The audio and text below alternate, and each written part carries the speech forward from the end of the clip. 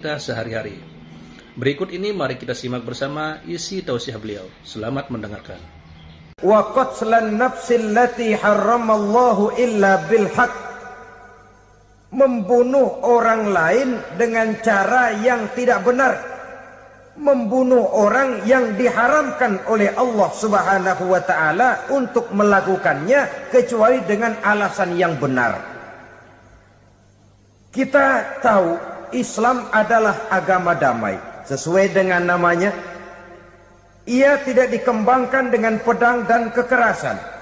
Ia dikembangkan dengan keteladanan dan tuntunan moral. Oleh karena Islam bukan agama kekerasan, Islam pun tidak mementingkan dan mengajarkan kekerasan kecuali dengan alasan yang benar dan bisa dipertanggungjawabkan. Membunuh dengan sengaja, menghilangkan nyawa orang lain tanpa alasan yang bisa dibenarkan adalah merupakan dosa besar dan satu di antara 7 perkara yang bisa mendatangkan kerusakan dalam kehidupan dan yang hendaknya harus kita jauhi. Saudara-saudara kaum muslimin rahimakumullah, beberapa waktu yang lalu di sebuah kota kecil yang indah bernama New Auckland. Saudara tahu New Auckland? Itu dari Gunung Kidul masih ngidul lagi. Pernah diadakan satu seminar yang membicarakan bagaimana menyelamatkan masyarakat manusia dari bahaya Perang Dunia Ketiga. Diperkirakan kalau terjadi Perang Dunia Ketiga, manusia tidak akan tersisa. Sebab apa? Pada waktu itu, cadangan nuklir yang dimiliki oleh bersama Amerika dan Rusia konon sudah sanggup memusnahkan 6 miliar manusia pada saat jumlah manusia baru 5 miliar. Jadi kelebihan nuklir dunia ini. Kalau terjadi Perang Dunia Ketiga, sulit manusia untuk tersisa. Maka dibahaslah di dalam seminar itu, wah, supaya tidak terjadi Perang Dunia Ketiga, maka perlombaan membuat senjata-senjata canggih, alat-alat pembunuh modern harus segera dibatasi. Dibahas, tidak mungkin kita membatasi perlombaan membuat senjata. Kenapa? Makin maju ilmu dan teknologi, makin canggih senjata yang ditemukan. Atom sudah meningkat menjadi nuklir, nuklir sudah meningkat menjadi neutron, dan kita tahu bom yang bernama neutron ini bom yang cukup membunuh tanpa perlu merusak. Artinya kalau dia diledakkan di kota kita ini, bangunan utuh, jembatan tidak ambruk, rumah-rumah tetap berdiri, tapi semua yang bernama hidup mati. Itu katanya lebih sopan dari bom atom. Sebab kalau si atom ini sudah membunuh, merusak pula. Neutron cukup membunuh saja tanpa perlu merusak. Jadi majunya senjata-senjata teknologi sebagai akibat yang logis dari kemajuan ilmu pengetahuan ini tidak bisa kita batasi. Dan memang sebenarnya yang bahaya bukan senjatanya, tapi manusia yang mengendalikan senjata itu. Mereka kembali kepada prinsip the man behind the gun. Bukan senjatanya yang bahaya, tapi manusia yang mengendalikan senjata itu yang bahaya. Walaupun senjatanya modern, katakanlah model M16 umpamanya, kalau yang mengendalikannya orang beriman, insya Allah aman. Tapi biar megang cuma senapan angin, kalau yang megang orang brutal, ngeri kita deket-deket. Apalagi kalau memang bukan ahlinya menggunakan senjata, bisa ngeker kaki kena jidat.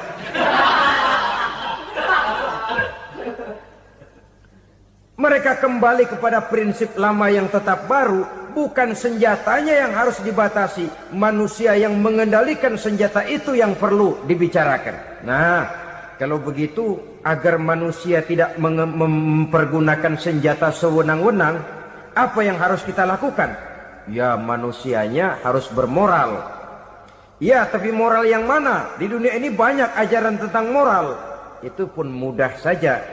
Di sini kan kita undang saja ahli dari berbagai agama untuk membicarakan konsep perdamaian menurut agamanya masing-masing. Baik, setuju itu, setuju. Maka tampillah para ahli agama, mereka kembali kepada prinsip moral daripada konsep yang terkandung di dalam ajaran agama untuk menegakkan perdamaian. Mula-mula naiklah ahli dari agama Hindu, dibacakan konsep perdamaian menurut ajaran agama Hindu, bahwa untuk damai manusia harus meninggalkan nafsu keduniaannya, menempuh samsara dan sebagainya untuk mencapai nirwana, menjauhi kemegahan dan kemewahan dunia. Ini lalu dibahas, rasanya juga tidak mungkin ini. Kemudian dari agama Nasrani, bahwa untuk damai manusia harus menciptakan sifat kasih sayang. Kalau ditampar pipi kiri, berikan pipi yang kanan. Kalau diberikan selendang, berikan baju. Nanti orang kasihan, lalu dia tidak akan nampar lagi. Ketika ini dibahas, ternyata rasanya pun tidak mungkin bisa diterima. Karena apa? Di zaman sekarang orang ditampar pipi kiri, dikasih pipi kanan. Bukan kasihan, gemes. Damai belum tentu, bonyok udah jelas. Lalu ketika dibacakan konsep perdamaian menurut Quran, di mana disampaikan ayat wa jazaa'u sayyi'atin sayyi'atun misluha faman afa wa aslaha fa ajruhu 'ala Allah. Balasan terhadap satu kejahatan adalah kejahatan yang seimbang, tetapi barang siapa yang memberi maaf dan mencari jalan damai, itulah yang terbaik dan akan mendapat pahala dari Allah Subhanahu wa taala. Kamu tidak salah ditampar pipi kirimu, tampar lagi pipi kirinya sekeras dia menampar pipi kirimu. Nanti orang tidak mau menampar kita karena dia tahu kalau dia tampar kita, dia akan menderita tamparan sekeras dia menampar kita.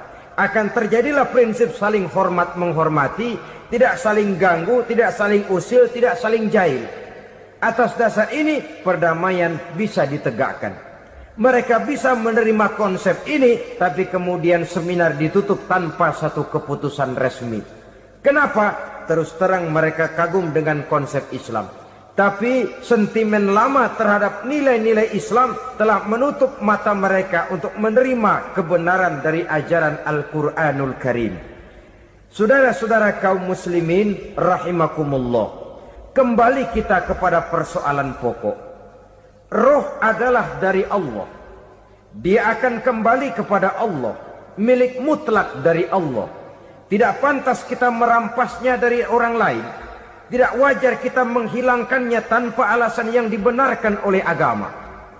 Di zaman sekarang, akibat persaingan hidup yang makin tajam, lapangan kerja yang makin sulit, tensi ekonomi yang makin tinggi, atau karena nilai moral yang makin rendah, atau juga karena rapuhnya pegangan orang kepada agama, nyawa rasanya sudah sedemikian murahnya. Berbagai kasus membuat berdiri bulu roma kita. Ada mayit, ada manusia dipotong 6, dicincang macam kambing. Ada yang dipotong 5, ada yang dipotong 13, dikardusin, dibuang ke tempat sampah. Inna lillahi wa inna ilaihi raji'un. Gejala apa ini? Kanibalisme. Manusia sudah demikian sadisnya, manusia sudah sedemikian buasnya, sehingga sesama manusia diperlakukan seperti hewan. Padahal hewan sendiri belum pernah macan makan macan, bagaimanapun buasnya macan. Belum pernah serigala memakan serigala, bagaimanapun brutalnya serigala. Tetapi manusia makan manusia di zaman sekarang kadang jadi kenyataan dalam kehidupan kita. Kadang persoalannya remeh saja. Soal uang 200 perak, pisau bicara, nyawa melayang. Soal rokok sebatang, celurit bicara, nyawa melayang. Soal-soal yang sama sekali tidak prinsip, begitu mudah kita menghilangkan nyawa orang lain. Padahal Nabi pernah memperingatkan, apabila dua orang muslim sudah berkelahi dan berbunuh-bunuhan, al-qatil wal maktul finnar, yang membunuh dan yang terbunuh dua-duanya neraka. Sahabat heran, ya Rasul, kalau yang terbunuh, kalau yang membunuh masuk neraka itu sih wajar, tapi yang terbunuh kenapa neraka juga? Beliau menjawab, dua-duanya sudah punya niat untuk saling membunuh. Niatnya itu yang diponten. Yang terbunuh cuman lagi apes aja, keduluan dia. Umpama tidak terbunuh, pasti dia yang akan membunuh. Oleh karenanya al-qatil wal maktul, yang membunuh dan yang dibunuh finnar, dua-duanya masuk ke dalam neraka. Islam menghormati kehidupan, tidak hanya terbatas kepada sesama muslim, orang-orang yang berlainan agama pun yang mau hidup berukun, damai, berdampingan dengan umat Islam, jiwa mereka, darah mereka dilindungi oleh nilai-nilai Islam yang disebut dengan kafir zimmi ini. Mengganggu mereka sama saja dengan mengganggu aku, kata Nabi. Jadi oleh karena itu, sayangilah sesama. Kehidupan adalah anugerah Allah, bukan wewenang kita untuk mencabutnya dari orang lain, bukan wewenang kita untuk merampas dan menghilangkannya dari orang lain. Apa yang tidak enak terjadi pada diri kita, begitu pula lah apabila terjadi pada diri orang lain. Sehingga Nabi mengatakan, la yu'minu ahadukum hatta yuhibba li akhihi ma yuhibbu li nafsihi.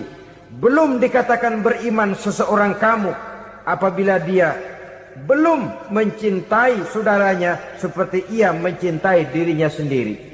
Apa yang enak dirasakan oleh orang lain, enak juga dirasakan oleh dia. Mengukur orang lain dengan diri sendiri. Kalau orang lain tanpa salah saya fitnah, kalau saya tanpa salah difitnah orang, enak apa enggak? Enggak, orang lain juga begitu. Kalau orang lain tanpa salah saya tempeleng kepalanya, enak apa tidak? Tidak. Orang lain juga begitu. Yang tidak enak terjadi pada diri kita, tentu tidak enak juga kalau terjadi pada orang lain. Mengukur orang lain dengan diri sendiri, sehingga tidak timbul sifat egois, tidak menari di atas bangkai orang lain, tidak mendirikan kebahagiaan di atas untayan air mata orang lain. Sehingga dengan demikian saudara-saudara, dia bisa menghormati kehidupan, menghormati orang lain sebagaimana dia ingin dihormati. Untuk menghancurkan nilai-nilai iman, dibanjiri kita dengan paham-paham yang merusak dan mendangkalkan akidah. Baik ia bernama materialisme, baik ia bernama sekularisme, baik ia bernama banjirnya maksiat dan munkarat, baik ia bernama banjirnya peradaban dan kebudayaan yang menghancurkan moral daripada anak-anak kita, sedikit demi sedikit melenturkan dan melunturkan nilai-nilai keimanan kita, untuk kemudian pada waktunya nilai iman itu akan bertukar dan berganti menjadi nilai syirik kepada Allah Subhanahu wa ta'ala. Atau pada sisi lain, menjadikan yang selain Allah sebagai tujuan akhir daripada kehidupan kita. Sedangkan kita sama-sama maklum bahwa di dalam pandangan agama Islam, dosa yang tidak berampun, dosa yang terbesar, termasuk dalam kategori bapak moyangnya dosa, tidak lain adalah syirik, yakni menyekutukan Allah Subhanahu wa ta'ala. Pola penghancuran iman ini memang berstrategi. Ditawarkan kita kepada paham materialisme, paham kebendaan, di mana otak menempati urutan sebagai ranking pertama, Tuhan jatuh pada urutan kedua. Lalu menyusul kepada paham sekularisme, Allah dipisahkan dari seluruh kegiatan hidup ini, untuk pada gilirannya menjadikan yang selain Allah sebagai tujuan akhir daripada seluruh kegiatan hidup kita. Oleh karenanya, kewajiban menjaga nilai-nilai iman ini merupakan kewajiban yang mulia tetapi berat. tidak hanya untuk kita, tetapi juga bagaimana mewariskannya kepada anak-anak kita, generasi yang akan datang. Orang-orang tua bijaksana yang diceritakan di dalam Al-Quran, kalau sudah berpikir tentang anak-anaknya, pertanyaan yang paling mereka risaukan ialah, ma ta'buduna min ba'di. Anakku, kalau pada satu saat aku, ayahmu sudah tidak ada lagi di dunia ini, meninggalkan kamu semua, ma ta'buduna min ba'di, apa yang akan kamu sembah nak? Jikalau sekarang ayahmu masih mau ke masjid, masih mau melakukan rukuk dan sujud, masih beribadah menyembah Allah Subhanahu wa ta'ala, kalau orang tuamu sudah tidak ada, ma ta'buduna min ba'di, masihkah engkau mau datang ke masjid? Masihkah engkau mau rukuk dan sujud? Masihkah engkau mau menyembah Allah Subhanahu wa ta'ala? Pertanyaan ini yang dipikirkan oleh Nabi Yakub kepada putra-putranya. Pertanyaan ini yang diteruskan oleh Nabi Ibrahim kepada anak-anaknya. Pertanyaan ini yang diwariskan oleh generasi ulama'us salafus saleh kepada para generasi berikutnya. Bagaimana kita generasi sekarang? Kita orang-orang tua sekarang bukan berfikir ma ta'buduna min ba'di, malah yang kita fikirkan ma ta'kuluna min ba'di. Kalau bapak tidak ada nanti kamu makan apa nak? Perkara kamu nyembah apa, urusan nomor 18. Yang penting kamu nanti hidup bisa makan nak. Maka kita sibuk mewariskan harta kepada anak-anak kita. Kita sibuk mewariskan kebun dan tanah kepada anak-anak kita. Kita sibuk mewariskan pabrik kepada anak-anak kita, sementara kita lupa mewariskan intan yang paling mahal, mewariskan mutiara yang paling berharga, yaitu nilai iman kepada Allah Subhanahu wa ta'ala. Alangkah baiknya apabila warisan harta, warisan tanah dan kebun, warisan rumah dan pabrik didasari lebih dahulu dengan mewariskan nilai iman kepada Allah Subhanahu wa ta'ala. Sebagai orang-orang tua, kita boleh bersedih kalau anak kita tidak mengerti komputer. Kita boleh bersedih kalau anak kita tidak mengerti matematika. Kita boleh bersedih kalau anak kita tidak mengerti bahasa Inggris. Tapi sewajarnya lebih bersedihlah kita orang tua jikalau mempunyai anak yang tidak kenal Allah sebagai Tuhannya, yang kemudian tidak mau rukuk dan sujud kepada Allah Tuhannya. Itulah kemalangan yang paling malang bila kita meninggalkan generasi yang tidak bertauhid kepada Allah Subhanahu wa ta'ala. Betapapun anak kita tidak ngerti komputer, saudara, paling-paling kerugiannya cuma kerugian dunia. Masuk dia ke alam barzakh, munkar nakir tidak akan sempat tanya kau belajar komputer apa tidak. Kumpul dia di padang mahsyar, malaikat juga tidak akan tanya matematikamu nilainya berapa. Yang ditanya kau kenal Allah, kau rukuk dan sujud kepadanya, kau pernah datang ke masjid. Oleh karena itu sekali lagi, menjaga nilai iman tidak hanya untuk kita, tetapi juga mewariskannya kepada anak-anak kita, generasi yang akan datang. Sungguh kemalangan yang paling besar apabila kita meninggalkan anak-anak kita. Mereka kita tinggalkan lemah ekonominya, itu tidak baik. Mereka kita tinggalkan lemah otaknya, itu pun akan membuat mereka tertinggal oleh yang lain. Tapi yang paling celaka, jikalau kita tinggalkan mereka dalam kondisi lemah imannya, rapuh akidahnya, tidak baik dan tidak betul keyakinan hidupnya. Oleh karena itu Nabi berpesan, jauhilah 7 perkara yang merusak. Yang pertama, syirik kepada Allah Subhanahu wa ta'ala, menyekutukan Allah baik dalam ucapan, dalam keyakinan ataupun dalam perbuatan. Ini perkara pertama yang termasuk 7 perusak besar di dalam kehidupan. Kalau sudah jatuh kita ke lembah syirik, bagaimanapun banyak kebaikan yang kita kerjakan, berjiwa sosial, bertangan pemurah, gemar menolong orang lain, kalau memang dasarnya syirik, maka seluruh kebaikan kita akan hancur, tidak akan ada nilainya dalam pandangan Allah Subhanahu wa taala. Dalam pandangan manusia mungkin kita dicatat sebagai orang sosial, gemar menolong orang lain, tidak berpangku tangan melihat orang yang mendapat kesulitan, tapi oleh karena dasarnya syirik, dasarnya tidak mentauhidkan Allah, maka seluruh nilai kebaikan yang kita kerjakan tidak akan ada nilainya dalam pandangan Allah Subhanahu wa taala. Maka jagalah iman kita jangan sampai dihinggapi penyakit syirik yang bagaimana kecilnya sekalipun. Sekali lagi, baik syirik dalam bentuk ucapan, syirik dalam bentuk keyakinan, sampai kepada syirik dalam bentuk perbuatan, kita berhindar kepada sifat-sifat yang sedemikian itu.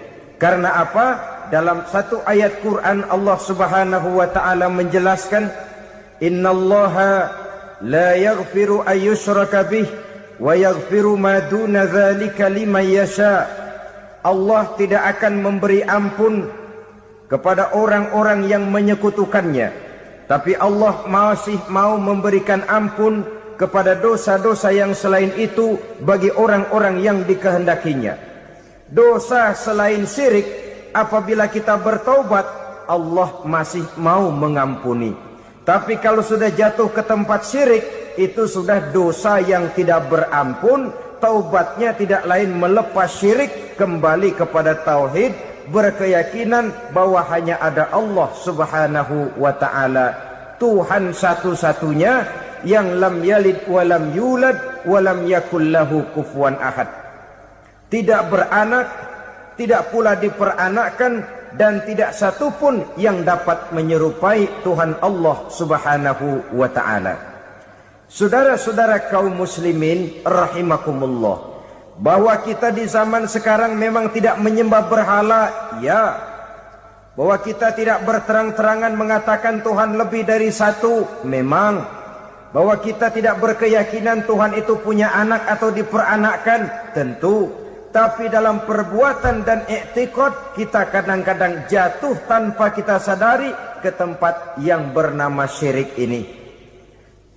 Oleh karenanya, di zaman di mana teknologi makin canggih, di mana kemajuan pembangunan makin menjangkau berbagai aspek kehidupan, diperlukan keseimbangan antara kemajuan fisik material dengan kemajuan mental spiritual.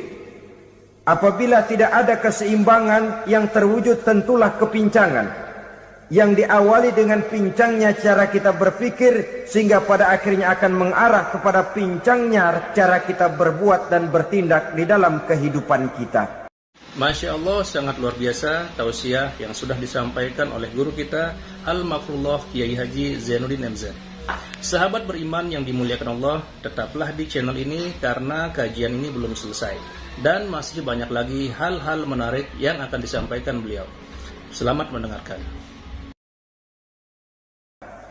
Oleh karena itu Nabi berpesan, jauhilah sifat syirik, karena syirik merupakan dosa yang teramat besar.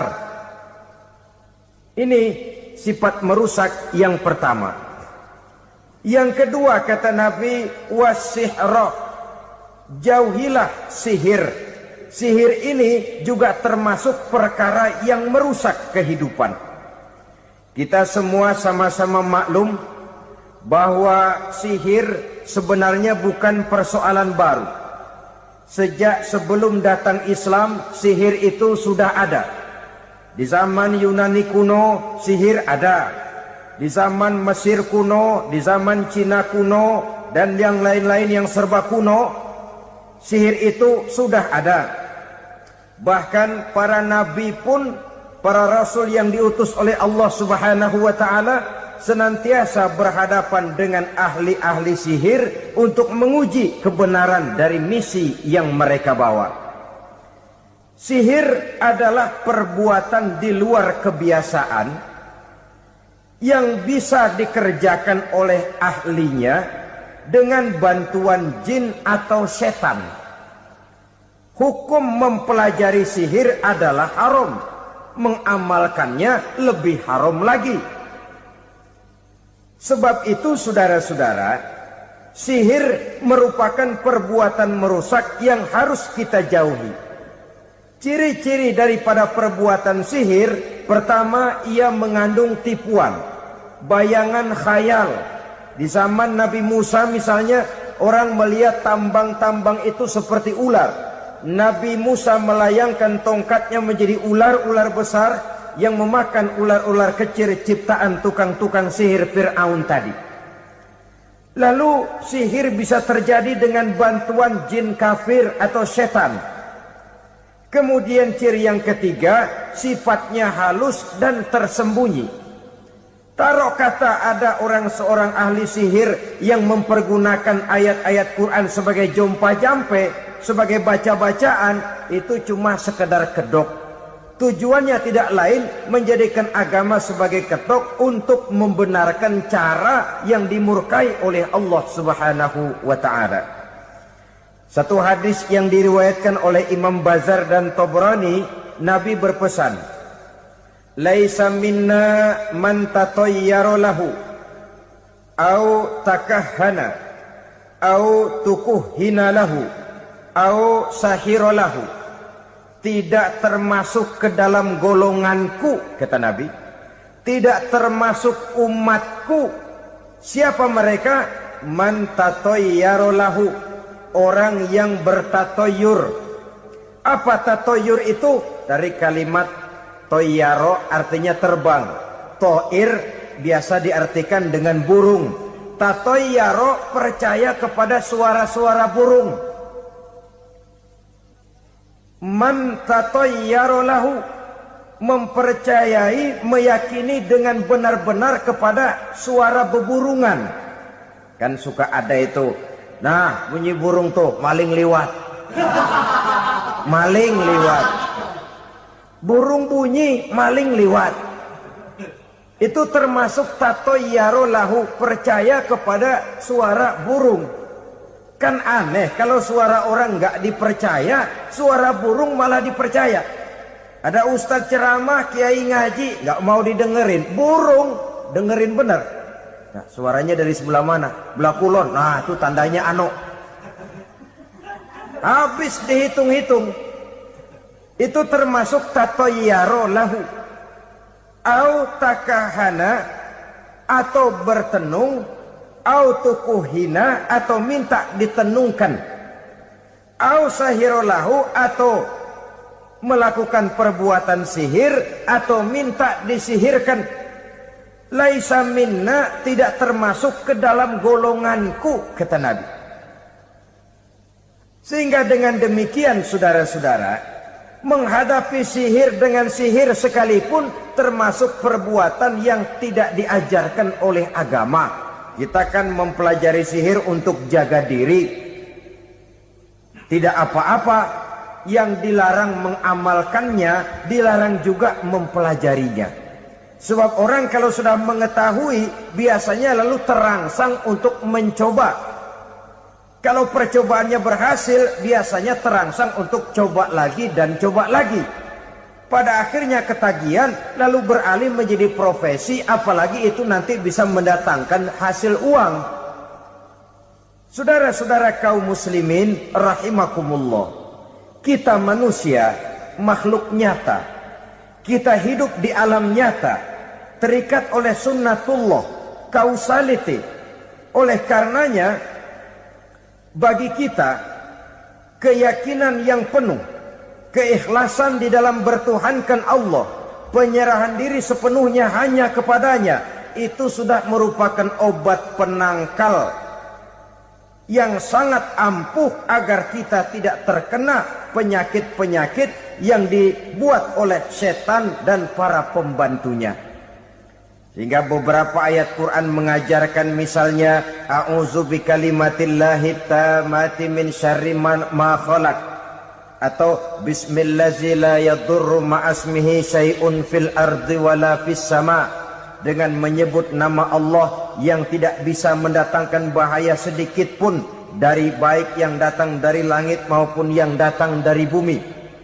Jiwa yang kosong dari keyakinan yang penuh kepada Allah, jiwa yang penuh was-was dan ragu-ragu, itu yang mudah terserang oleh penyakit-penyakit yang dikerjakan oleh para tukang-tukang sihir, yaitu oleh setan dan seluruh para pembantunya. Kemudian hadis kedua yang diriwayatkan oleh Imam Ibnu Hibban, Nabi bersabda, la yadkhulul jannata mudminu khamrin wala mu'minu bisihrin wala qati'u rahmin. Tidak masuk surga. Ini Nabi yang bilang, tidak masuk surga. Siapa itu? Pertama, mudminu khamrin, orang yang berkekalan dalam mabuk. Selalu mudminun itu sudah menjadi perbuatan rutinnya, tidak kapok-kapoknya, teler seumur hidup. Mudminu khamrin, tidak masuk surga orang yang selalu bermabuk-mabukan. Yang kedua, wala mu'minu bisihrin, orang mukmin tapi main sihir. Ini juga oleh Nabi diperingatkan, tidak akan masuk surga orang mukmin tapi suka main sihir. Wala qati'u rahmin, dan tidak juga orang yang memutuskan silaturahmi. Tiga macam manusia yang diperingatkan Nabi tidak akan masuk surga: orang yang selalu mabuk, orang mukmin yang main sihir, dan orang yang memutuskan silaturahmi. Saudara-saudara kaum muslimin rahimakumullah. Lalu orang berkata, kenapa dilarang kita bersihir? Padahal Rasul sendiri kan punya mukjizat. Nah, kita memang harus membedakan antara mukjizat dengan sihir. Dalam kehidupan agama kita kenal ada yang namanya mukjizat, ada yang namanya karomah atau keramat biasa diucapkan, ada yang namanya maunah, ada yang namanya irhas, ada juga yang namanya sihir. Kesemuanya ini berbeda, saudara-saudara. Yang dinamakan mukjizat itu khusus untuk para rasul saja. Satu kejadian luar biasa yang terjadi dilakukan oleh rasul atas izin dari Allah Subhanahu wa taala. Perbedaannya dengan sihir jelas. Sihir dari setan, mukjizat dari Allah. Sihir bisa dipelajari, mukjizat tidak. Sihir umumnya untuk maksud-maksud yang tidak baik, sedangkan mukjizat untuk memperkuat kebenaran yang disampaikan oleh para rasul dan ditentang oleh umatnya. Bahkan kafir Quraisy dahulu menganggap orang-orang ahli sihir itu berada dalam satu posisi yang hina, sehingga mereka mengatakan dan menuduh Nabi Muhammad sebagai tukang sihir. Tuduhan sebagai tukang sihir adalah tuduhan yang sangat aib dan hina. Di tengah masyarakat kufar jahiliyah, kedudukan tukang sihir dipandang sebagai kedudukan yang hina, sehingga mereka mengejek Nabi dengan sebutan tukang sihir. Jadi mukjizat hanya untuk Rasul saja. Kemudian karomah.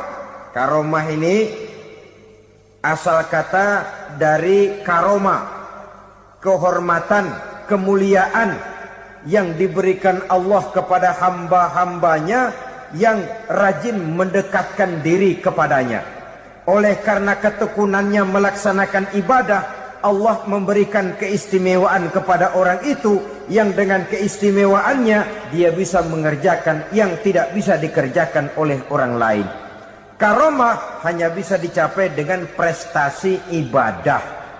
Kalau sihir, mau ibadah apa enggak, asal dia belajar, bersatu dan berteman dengan setan, memenuhi persyaratan-persyaratan setan, biasanya lalu bisa.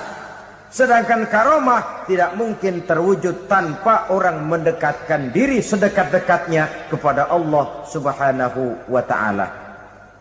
Maka kita lihat biasanya orang-orang yang punya ilmu sihir, mukanya rata-rata nggak enak dilihat. Kumuh, jauh dari air wudhu, jauh dari sujud kepada Allah, malah berteman dengan setan, menjadi pelayan-pelayannya setan. Saudara-saudara, adapun maunah, keistimewaan yang diberikan Allah kepada hamba-hambanya yang belum sampai kepada tingkat wali, tapi orang itu lebih banyak kebaikannya daripada kesalahannya. Umpamanya, saudara jalan bertiga di pinggir jalan, saudara ada pada posisi di tengah, lalu bertiga ini ketabrak mobil. Menurut perhitungan saudara mati lebih dahulu, tapi terjadi hal yang aneh, dua teman saudara mati, saudara malah cuma luka dan lecet sedikit saja.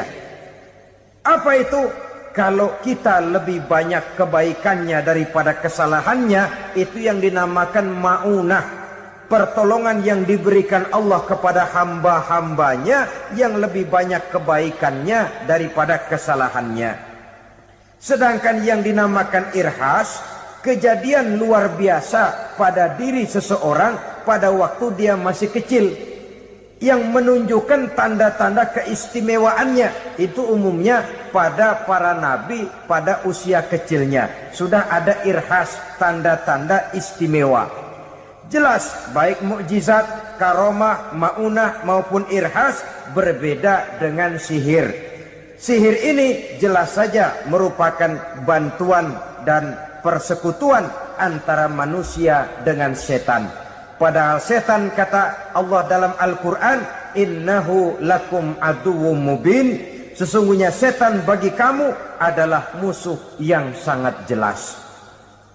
Saudara-saudara kaum muslimin rahimakumullah, di zaman sekarang dalam menghadapi beban kehidupan yang makin pelik, menghadapi stres yang tidak kunjung selesai, menghadapi persoalan-persoalan yang teramat berat, orang sering mencari jalan keluar kepada hal-hal yang menurut pendapatnya bisa meringankan beban moralnya itu.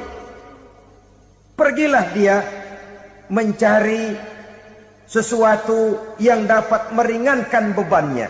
Dan tidak jarang yang jatuh ke pangkuan tukang-tukang tenung, ke pangkuan tukang-tukang sihir, yang mereka itu oleh Quran dijelaskan kadzabal munajjimun walau sodaku. Tukang-tukang tenung, tukang-tukang sihir, mereka itu bohong walaupun benar. Maksudnya bohong walaupun benar, artinya kalau yang mereka kerjakan benar, itu sih kebenaran. Benar dengan kebenaran itu lain. Kebenaran, kebetulan bisa, tapi tidak untuk selalu. Apalagi kalau itu sudah membahayakan kehidupan orang lain. Jadi oleh karena itu Nabi berpesan, jauhilah daripada sihir. Kalau sudah jauhilah dari sihir, artinya ya jauhilah daripada mempelajarinya, jauhilah daripada bergaul dengan orang-orang yang ahli di bidang itu, karena dari pergaulan segalanya bisa menular. Baiklah saudara, ini yang kedua. Yang ketiga pesan Nabi, wa qatlan nafsil lati harramallahu illa bil haq, membunuh orang lain dengan cara yang tidak benar, membunuh orang yang diharamkan oleh Allah Subhanahu wa taala untuk melakukannya kecuali dengan alasan yang benar. Kita tahu Islam adalah agama damai, sesuai dengan namanya. Ia tidak dikembangkan dengan pedang dan kekerasan. Ia dikembangkan dengan keteladanan dan tuntunan moral.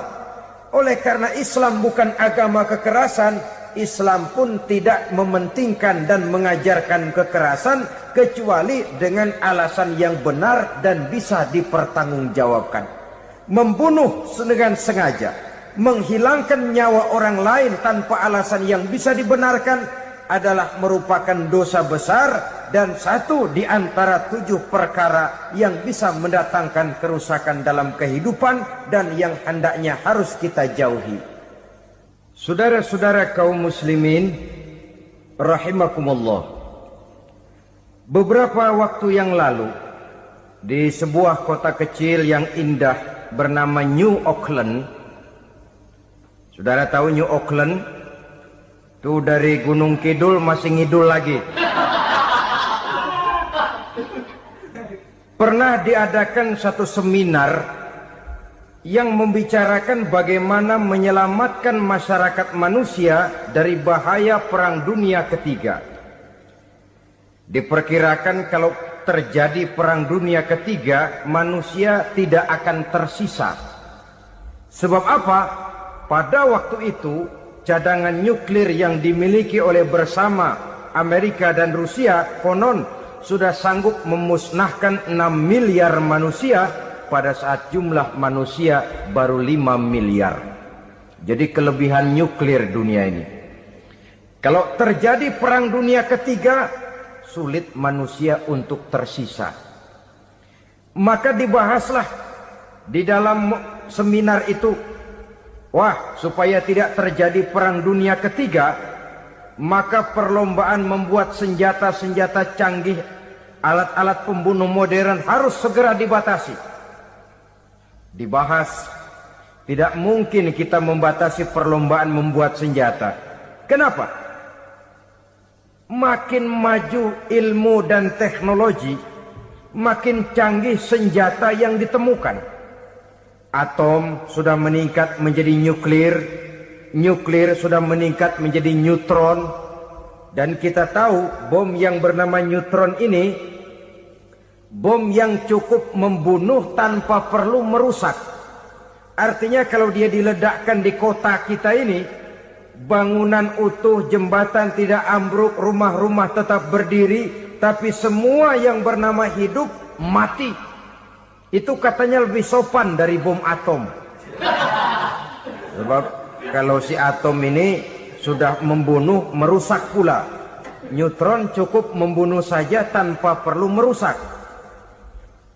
Jadi majunya senjata-senjata teknologi sebagai akibat yang logis dari kemajuan ilmu pengetahuan ini tidak bisa kita batasi.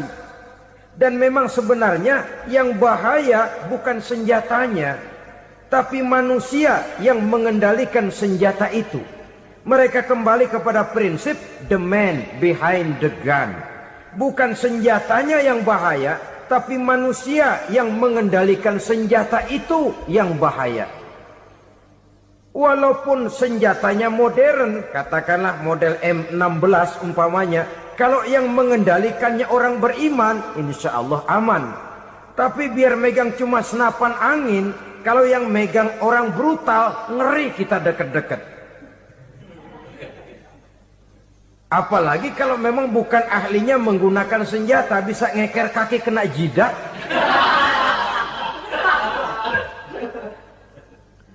Mereka kembali kepada prinsip lama yang tetap baru, bukan senjatanya yang harus dibatasi, manusia yang mengendalikan senjata itu yang perlu dibicarakan. Nah, kalau begitu, agar manusia tidak mempergunakan senjata sewenang-wenang, apa yang harus kita lakukan? Ya, manusianya harus bermoral. Ya, tapi moral yang mana? Di dunia ini banyak ajaran tentang moral. Itu pun mudah saja. Di sini kan kita undang saja ahli dari berbagai agama untuk membicarakan konsep perdamaian menurut agamanya masing-masing. Baik, setuju itu? Setuju. Maka tampillah para ahli agama, mereka kembali kepada prinsip moral daripada konsep yang terkandung di dalam ajaran agama untuk menegakkan perdamaian. Mula-mula naiklah ahli dari agama Hindu, dibacakan konsep perdamaian menurut ajaran agama Hindu, bahwa untuk damai manusia harus meninggalkan nafsu keduniaannya, menempuh samsara dan sebagainya untuk mencapai nirwana, menjauhi kemegahan dan kemewahan dunia. Ini lalu dibahas, rasanya juga tidak mungkin ini. Kemudian dari agama Nasrani, bahwa untuk damai manusia harus menciptakan sifat kasih sayang. Kalau ditampar pipi kiri, berikan pipi yang kanan. Kalau diberikan selendang, berikan baju. Nanti orang kasihan, lalu dia tidak akan nampar lagi. Ketika ini dibahas, ternyata rasanya pun tidak mungkin bisa diterima. Karena apa? Di zaman sekarang orang ditampar pipi kiri, dikasih pipi kanan. Bukan kasihan, gemes. Damai belum tentu, bonyok udah jelas.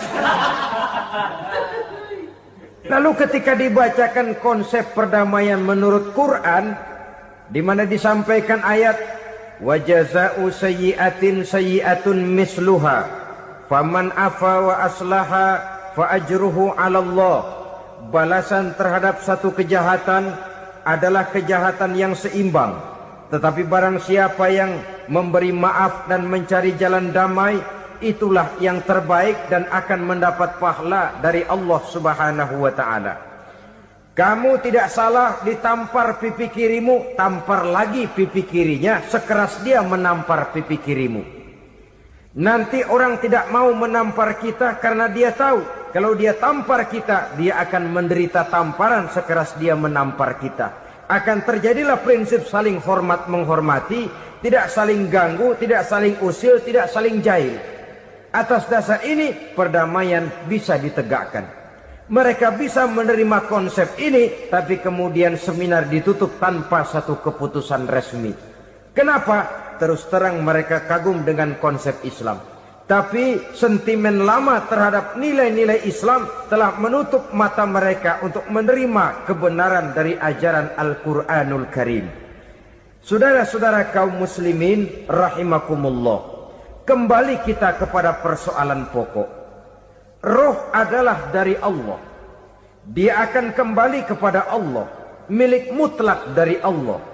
Tidak pantas kita merampasnya dari orang lain. Tidak wajar kita menghilangkannya tanpa alasan yang dibenarkan oleh agama.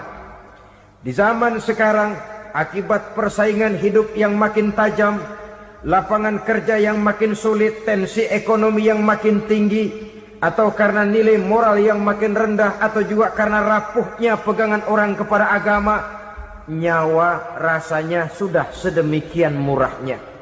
Berbagai kasus membuat berdiri bulu roma kita. Ada mayit, ada manusia dipotong 6, dicincang macam kambing. Ada yang dipotong 5, ada yang dipotong 13, dikardusin, dibuang ke tempat sampah. Inna lillahi wa inna ilaihi raji'un. Gejala apa ini? Kanibalisme. Manusia sudah demikian sadisnya, manusia sudah sedemikian buasnya, sehingga sesama manusia diperlakukan seperti hewan. Padahal hewan sendiri belum pernah macan makan macan, bagaimanapun buasnya macan. Belum pernah serigala memakan serigala, bagaimanapun brutalnya serigala. Tetapi manusia makan manusia di zaman sekarang kadang jadi kenyataan dalam kehidupan kita. Kadang persoalannya remeh saja. Soal uang 200 perak, pisau bicara, nyawa melayang. Soal rokok sebatang, celurit bicara, nyawa melayang. Soal-soal yang sama sekali tidak prinsip, begitu mudah kita menghilangkan nyawa orang lain. Padahal Nabi pernah memperingatkan, apabila dua orang muslim sudah berkelahi dan berbunuh-bunuhan, al-qatil wal maktul finnar, yang membunuh dan yang terbunuh dua-duanya neraka. Sahabat heran, ya Rasul, kalau yang terbunuh, kalau yang membunuh masuk neraka itu sih wajar, tapi yang terbunuh kenapa neraka juga? Beliau menjawab, dua-duanya sudah punya niat untuk saling membunuh. Niatnya itu yang diponten. Yang terbunuh cuman lagi apes aja, keduluan dia. Umpama tidak terbunuh, pasti dia yang akan membunuh. Oleh karenanya al-qatil wal maktul, yang membunuh dan yang dibunuh finnar, dua-duanya masuk ke dalam neraka. Islam menghormati kehidupan. Tidak hanya terbatas kepada sesama muslim, orang-orang yang berlainan agama pun yang mau hidup berukun, damai, berdampingan dengan umat Islam, jiwa mereka, darah mereka dilindungi oleh nilai-nilai Islam yang disebut dengan kafir zimmi ini. Mengganggu mereka sama saja dengan mengganggu aku, kata Nabi. Jadi oleh karena itu sayangilah sesama. Kehidupan adalah anugerah Allah, bukan wewenang kita untuk mencabutnya dari orang lain, bukan wewenang kita untuk merampas dan menghilangkannya dari orang lain.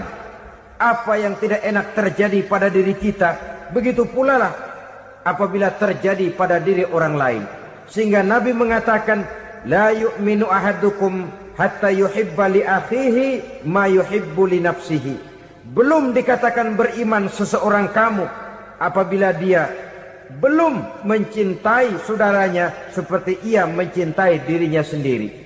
Apa yang enak dirasakan oleh orang lain, enak juga dirasakan oleh dia.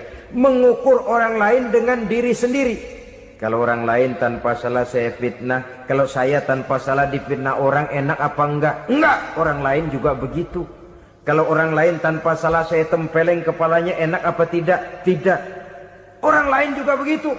Yang tidak enak terjadi pada diri kita, tentu tidak enak juga kalau terjadi pada orang lain.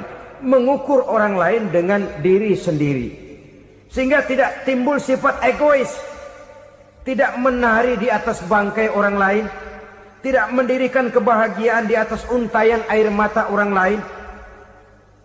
Sehingga dengan demikian saudara-saudara, dia bisa menghormati kehidupan, menghormati orang lain sebagaimana dia ingin dihormati.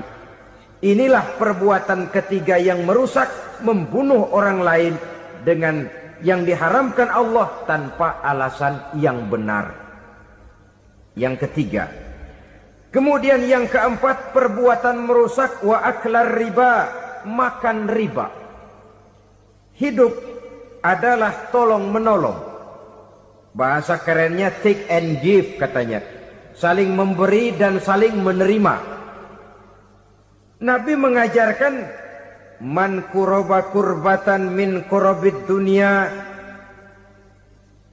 karaballahu lahu kurbatan min kurabi yaumal qiyamah. Wallahu fi aunil abdi madamal abdu fi auni akhihi. Siapa yang meringankan beban dari beban-beban yang dirita seseorang di dalam kehidupan dunia, Allah akan meringankan bebannya daripada beban-beban yang harus dipikulnya di hari kiamat nanti.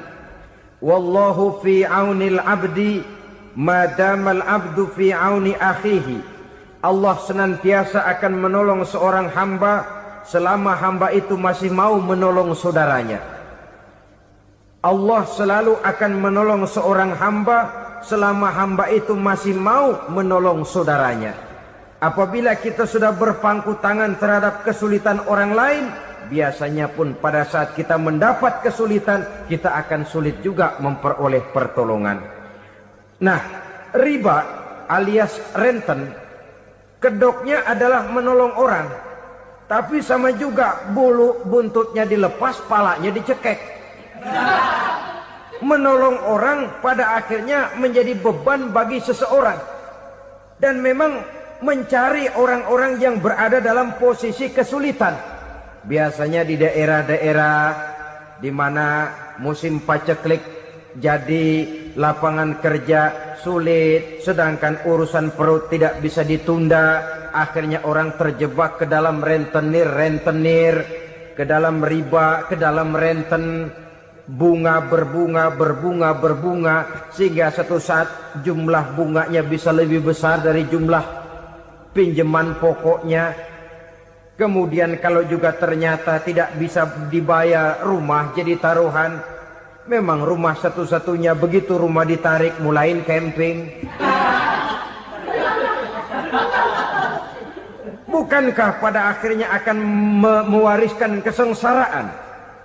Oleh karena itu, kepada kita berusahalah jangan berhubungan dengan rentenir, jangan makan renten dan riba. Kepada mereka yang melaksanakan riba, walaupun mendatangkan keuntungan materi, tapi percayalah harta yang didapat dengan jalan riba tidak akan membawa keberkahan. Manakala tidak membawa keberkahan, dia tidak akan mendatangkan ketenangan di dalam kehidupan kita. Oleh karenanya, memakan harta riba termasuk perbuatan yang merusak. merusak sendi-sendi kehidupan sosial, merusak kehidupan orang lain, merusak kehidupan masyarakat, tetangga, pergaulan, dan sebagainya. Yang kelima, wa akla malil yatim, memakan harta anak yatim dengan cara yang zalim. Nih, memang lezat. Anak yatim itu nggak tahu urusan apa-apa. Kita diamanahkan untuk mengurusinya. Kadang-kadang dibentuklah panitia penyantunan yatim piatu. Yatimnya mah tetap kelaparan, panitianya yang pada gendut.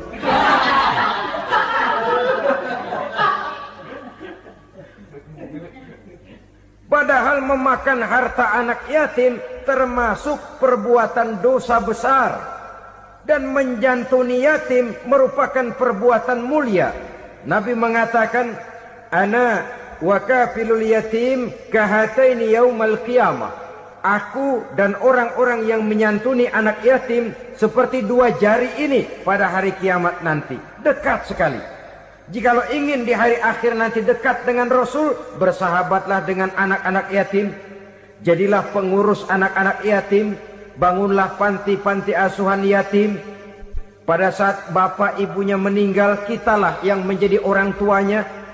Bahkan sedemikian besar perhatian Islam terhadap anak-anak yatim ini, sehingga Quran memberikan peringatan, ara'aital ladzi yukadzibu bid-din fadzalikal ladzi yad'ul yatim wa la yahuddu ala ta'amil miskin. Tahukah kamu siapa orang yang mendustakan agama, beragama tapi dianggap dusta, solatnya dusta, puasanya dusta karena agamanya sudah berdusta. Siapa mereka?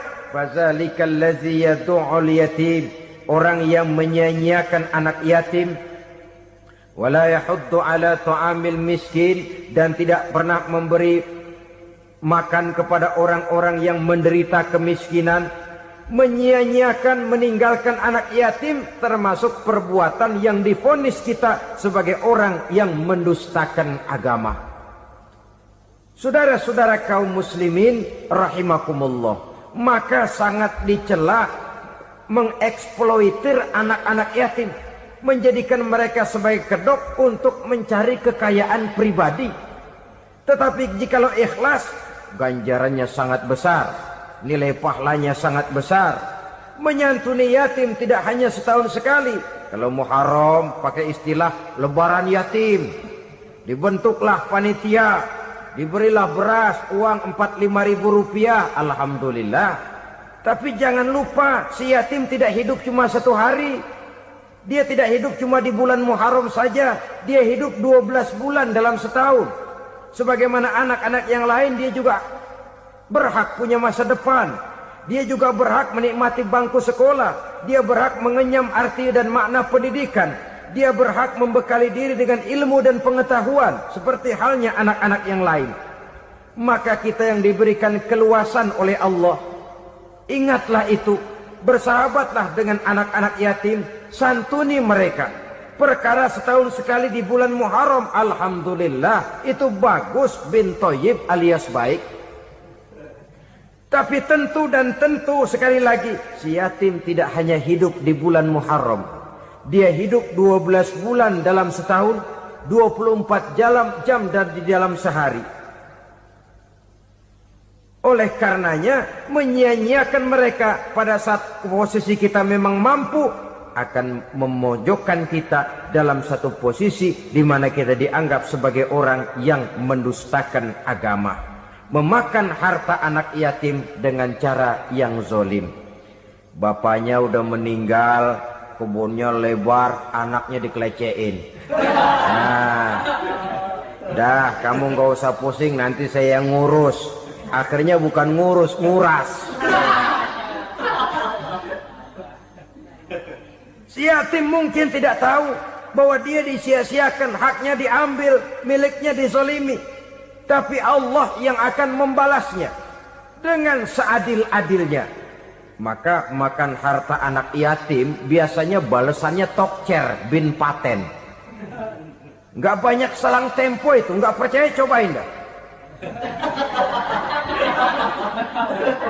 Nyobain aja kan nggak bayar, umpama.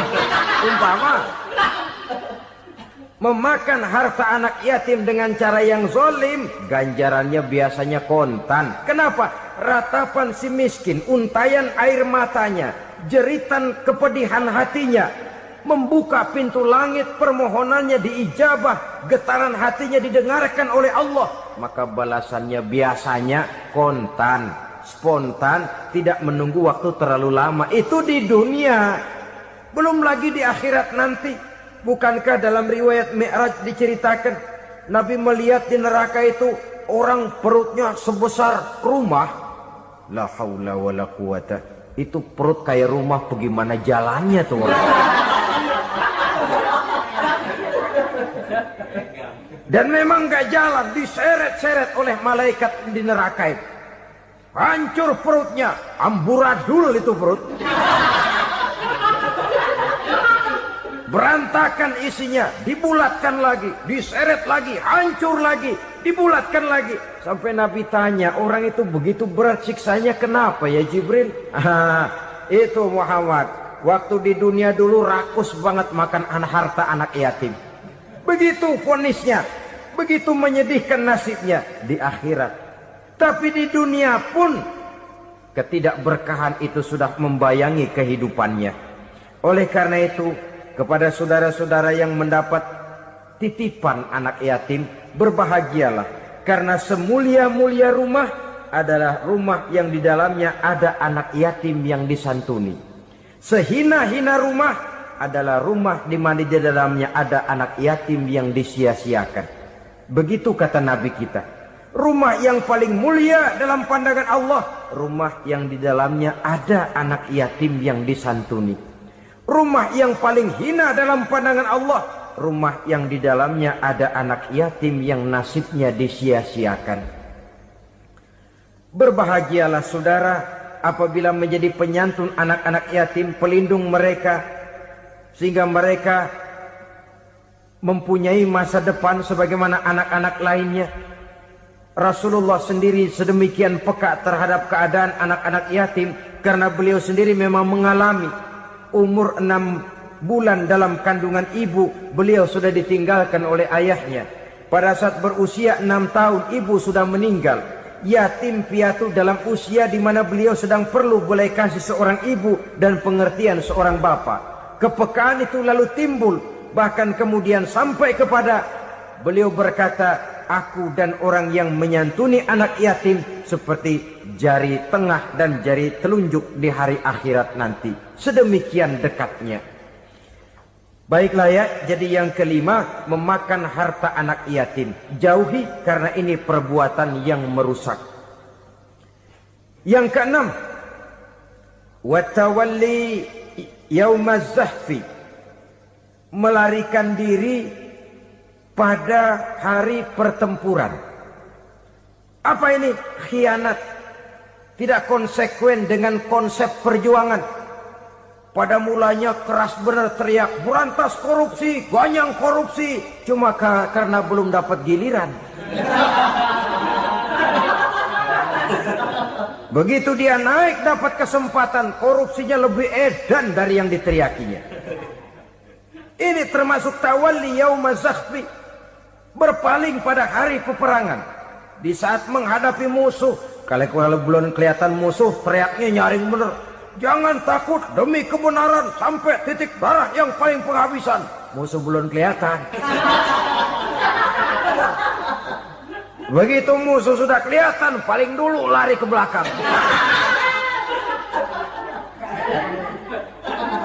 Kalau diajak berjuang ada saja alasannya. Sehingga Quran memberikan peringatan kepada kita semua. Mengapa kamu ini berat? Kalau sudah diajak berjuang di jalan Allah, kakimu seperti terhunjam berakar di perut bumi. Berat untuk melangkah berjuang. Lari dari pertempuran tidak konsekuen dengan konsepsi perjuangan. Mau enaknya saja. Dalam kondisi yang sulit lalu berpangku tangan. Ini termasuk ciri munafik yang di dalam Al-Quran disindir dengan bahasa kullama adha'a lahum masyaw fi wa iza azlama alaihim qamu. Waktu terang mereka jalan, giliran gelap mereka mandek. Artinya, maksudnya, kalau giliran ada untungnya aja, rame-rame teriak Islam. Tapi begitu diminta berjuang, dituntut berkorban, rame-rame mundur. Waktu dilihat di Islam ada untungnya, rame-rame teriak Islam. Pak, saya Islam banget, Pak. KTP saya Islam, Pak. Pokoknya Islam banget dah. Tapi ketika diminta berjuang, dituntut sedikit berkorban, rame-rame mengundurkan diri. Tahun 65 PKI berontak. Waduh, waktu itu jadi orang Islam untung itu. Nggak dikejar-kejar, aman. Masjid rame, masjid, mobil-mobil mewah parkir di depan musola dan masjid. Kenapa? Waktu itu asal udah ke masjid aman. Islam selamat, untung. Tapi begitu keadaan aman, yang parkir di musola sepeda butut melulu.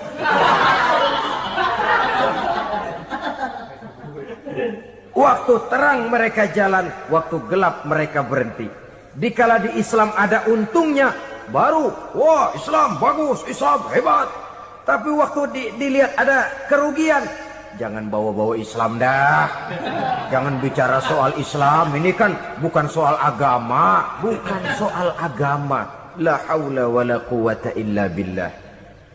Beragama kita ambil talfik fid din, mengambil yang enteng-enteng saja dalam urusan beragama ini.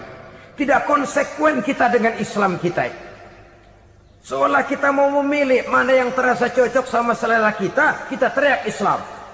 Beratan aja dikit, rame-rame berpaling. Itu termasuk tawalli yaumaz zahfi. Para pengkhianat mental-mental hipokrit.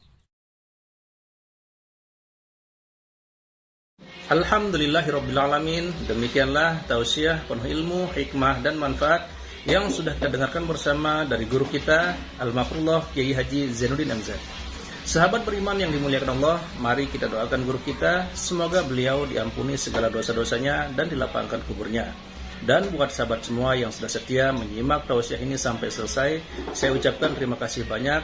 Doa dan harapan saya semoga sahabat semua selalu diberikan kesehatan, dimudahkan segala urusannya dan dilancarkan rezekinya. Amin ya rabbal alamin. Demikian yang dapat saya bagikan, kurang lebihnya mohon maaf. Sampai bertemu lagi di kajian berikutnya. Wabillahi taufik wal hidayah, waridho wal inayah. Wassalamualaikum warahmatullahi wabarakatuh. Setelah kita mendengarkan bersama tausiah penuh ilmu dan hikmah yang sudah disampaikan oleh guru kita Al-Mafrullah Kiai Haji Zainuddin MZ, sekarang mari kita lanjutkan aktivitas kita masing-masing. Semoga apa yang sudah disampaikan oleh beliau menjadi ilmu yang bermanfaat dalam kehidupan kita sehari-hari. Selamat beraktivitas buat sahabat semua dan sukses selalu. Sampai bertemu lagi di kajian Ar-Razak 313 berikutnya. Wassalamualaikum warahmatullahi wabarakatuh. Bismillahirrahmanirrahim.